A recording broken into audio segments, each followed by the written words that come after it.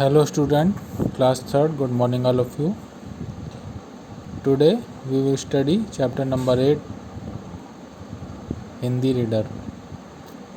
Chapter का नाम है क्रिसमस का त्यौहार। आज हम हिंदी रीडर का चैप्टर 8 पढ़ेंगे। चैप्टर का क्या नाम है? क्रिसमस का त्यौहार। क्रिसमस जो ईसाई धर्म के लोग मनाते हैं और जिसमें सेंटा क्लॉज बच्चों के लिए गिफ्ट लेके आते हैं। तो इस चैप्टर में ये बताया गया है कि बुरे वक्त में हमें अपने मित्रों की सहायता करनी चाहिए और मुसीबत के समय उनका साथ देना चाहिए। So let's we start. प्रत्येक मनुष्य यीशु अर्थात ईसा मसीह के बारे में जानता है। ईसा मसीह का जन्म बैथलेहम की एक गौशाला में हुआ था। बैथलेहम एक शहर का नाम है, उसकी एक गौशाला में हुआ था। उनकी माता का नाम मरियम था। एक समय की बात है, कुछ गडरिये पास के खेतों में अपने अपने भेड़ों के झुंड की रखवाली कर रहे थे। अचानक वहाँ एक अनोखा प्रकाश दिखाई दिया। इसके तुरंत बाद एक देवदूत प्रकट हुआ। उसने कहा, तुम्हें शहर में अनोखे शिशु का जन्म हुआ है। उनका नाम यीशु है। वह चीथड़ों में लिपटा चरनी में लेटा हुआ है। यह कहकर वह देवदूत गायब हो गया। तो इस चैप्टर में बताया गया ईसा मसीह थे, उनका जन्म कहाँ हुआ था? बैथलेहम में हुआ था। कहाँ? बैथलेहम। बैथलेहम एक शहर का नाम है, वहाँ पर हुआ था। और इनकी माता का नाम मरियम था। एक बार एक गडरिये होते हैं जो भेड़ बकरियों को चराते हैं, उनके झुंडों को रखते हैं, उनको पालते हैं। तो एक बार एक गडरिये को दिखाई दिया कि एक देवदूत प्रकट हुए उनके सामने और उनको बताया कि तुम्हारे शहर में एक अनोखे शिशु का जन्म हुआ और उसका नाम यीशु है। वह चीज़ों में चरनी मतलब नादे मतलब जिसमें गाय भेड़ बकरी जो होती हैं वो चारा खाती हैं, उन्हें चरनी नादे बोलते हैं। यह कहकर वह देवदूत गायब हो गया। गडरिये उसी समय बैथलेहम की ओर चल पड़े। वहाँ पहुँचकर उन्होंने बालक यीशु को प्रणाम किया। फिर वे देवदूत का संदेश सभी लोगों तक पहुंचाने के लिए निकल पड़े।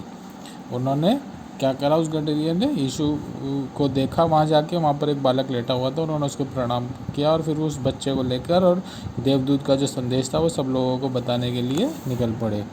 ईसा मसीह के जन्मदिन को ईसाई लोग बड़ी धूमधाम से मनाते हैं। यह एक त्यौहार होता है जिसे क्रिसमस कहते हैं। ईसाई धर्म को मानने वाले का यह सबसे बड़ा त्यौहार है। पूरे विश्व में कई महीने पहले से इसकी तैयारियां शुरू हो जाती हैं। सभी लोग नए नए कपड़े पहनते हैं, तरह तरह के पकवान बनाते हैं।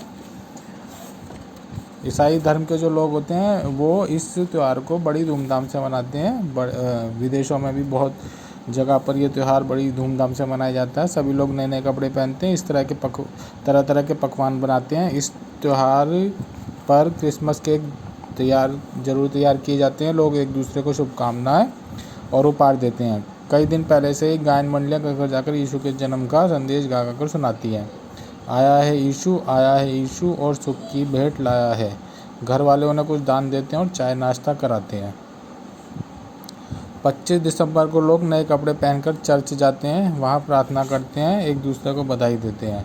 अपने भाई बंधुओं के साथ पूरा परिवार एक जगह एकत्रित होता है। बड़ा खाना सब मिलकर खाते हैं।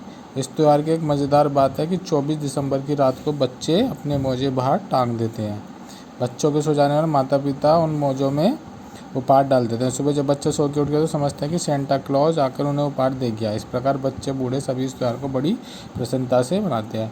तो 25 दिसंबर का दिन उनका जन्म हुआ था, तो इसलिए 25 दिसंबर को क्रिसमस मनाया जाता है। बच्चे जो हैं वो गिफ्ट के लिए अपने मोजे बाहर रख देते हैं घर के और उसमें सुबह उठ के देखते हैं तो गिफ्ट मिलते हैं। वो गिफ्ट जो होते हैं वो सोचते हैं वो बच्चे की सेंटा क्लॉज आए थे और वो रख के चले गए। तो इस प्रकार सब बच्चे और बड़े बूढ़े जितने भी हैं सब खुशी खुशी ये त्यौहार बड़े धूमधाम से मनाते हैं।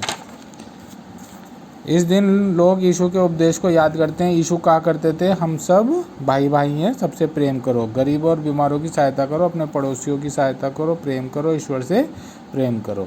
तो ये जो यीशु का उपदेश था, इस दिन सब लोग इसे याद करते हैं। यीशु ने बताया था कि सभी लोग बराबर हैं, सभी लोग भाई भाई हैं और हमें गरीबों की और बीमार व्यक्तियों की सहायता करनी चाहिए, पड़ोसियों से प्रेम करना चाहिए और भगवान को याद करना चाहिए और उससे प्रेम करना चाहिए। तो यीशु के उपदेश थे जिसे लोग क्रिसमस के त्यौहार के दिन याद करते हैं।